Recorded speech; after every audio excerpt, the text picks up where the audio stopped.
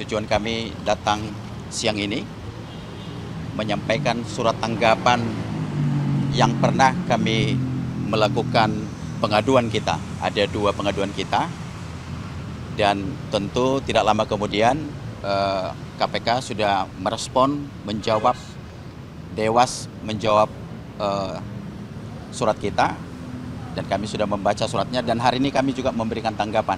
Jadi ada beberapa poin, ada beberapa hal yang harus kami klarifikasi juga, kami sampaikan terhadap surat tanggapan dari Dewas itu. Jadi ini surat yang sudah kami sampaikan tadi sudah diterima oleh Dewas. Nah, yang pertama, dalam surat itu disampaikan,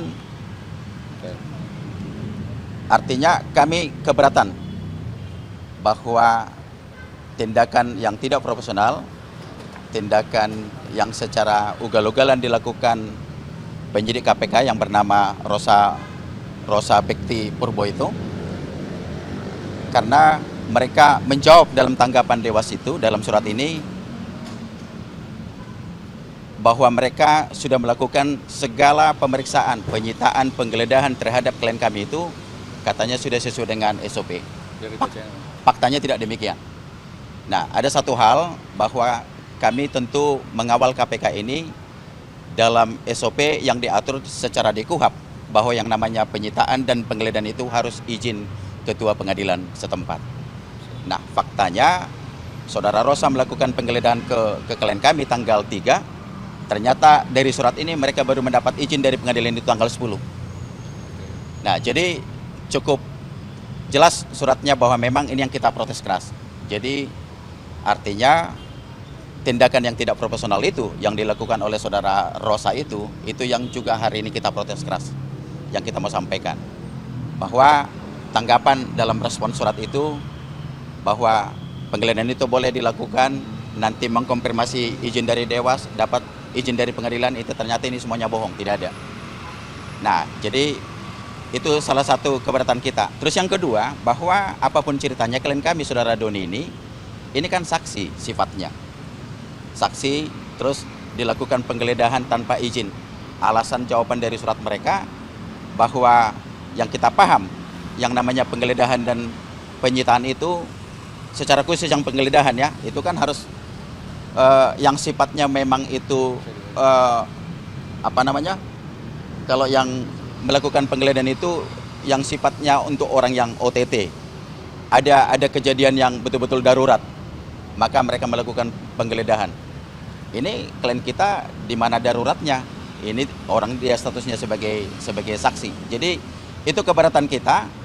Dan yang kedua, bahwa istri klien kami ini kan seorang ibu yang punya anak kecil, didatangin 16 penyidik KPK pakai laras panjang 16 orang ke rumahnya, ya tentu kan mereka ketakutan gitu loh. Ada punya anak kecil usianya ada 2 tahun, ada lagi yang masih 6 bulan. Nah, jadi keberatan-keberatan ini yang terus kami sampaikan.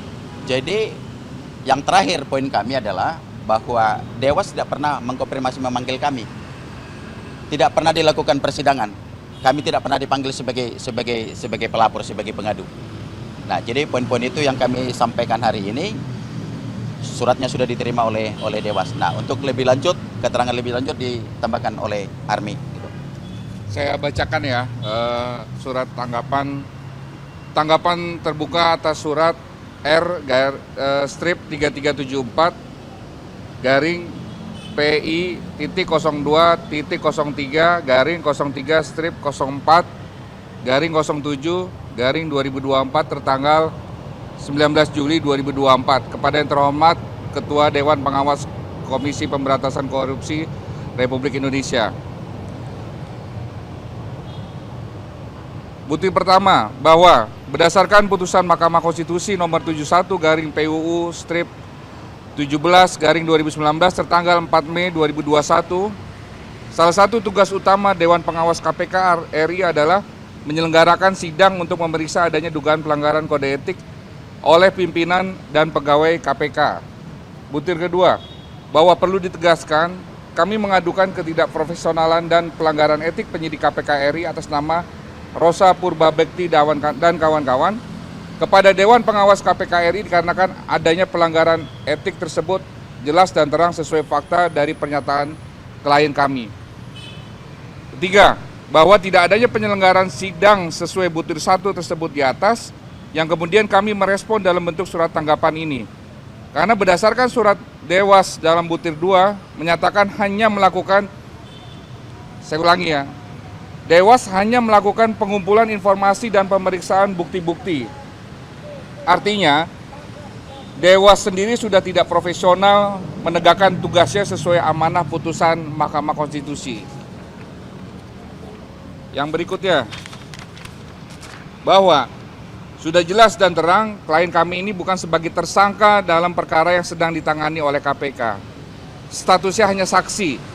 Maka pelaksanaan penggeledahan tanggal 3 Juli 2024 yang dilakukan oleh Rosa Purbabekti dan kawan-kawan tanpa adanya surat izin Ketua Pengadilan Negeri Jakarta Selatan adalah bentuk pelanggaran etik yang nyata. Dan apa urgensinya sampai harus dipaksakan dengan dalil bahwa ketentuan pasal 34 KUHP.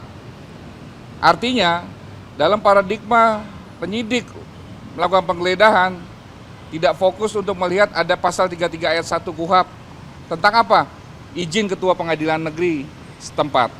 Yang berikutnya, yang tambah aneh yang dilakukan oleh Rosa Purbabekti dan kawan-kawan, baru mendapatkan penetapan Pengadilan Jakarta Selatan nomor 595/pen.per.gled/2024 PN Jakarta Selatan tertanggal 10 Juli 2024, yakni 7 hari setelah penggeledahan. Dan hal itu adalah bentuk nyata pelanggaran etik yang harusnya Dewan Pengawas KPK RI menyelenggarakan sidang etik dan klien kami siap hadir untuk memberikan keterangan, termasuk dikonfrontir dengan rekaman video pada saat penggeledahan. Yang keenam, selain jelas dalam butir 5 tersebut yang di atas tadi, tentu saja penggeledahan yang dilaksanakan oleh Rosa Purbabekti dan kawan-kawan tanpa adanya surat izin dari Ketua Pengadilan Negeri Jakarta Selatan adalah bentuk main hakim sendiri atau Eigenrechtting dan termasuk pelanggaran hak asasi manusia. Tentu kami akan melaporkan ke Komnas HAM Republik Indonesia karena sudah melanggar pasal 12 Declaration of Human Rights.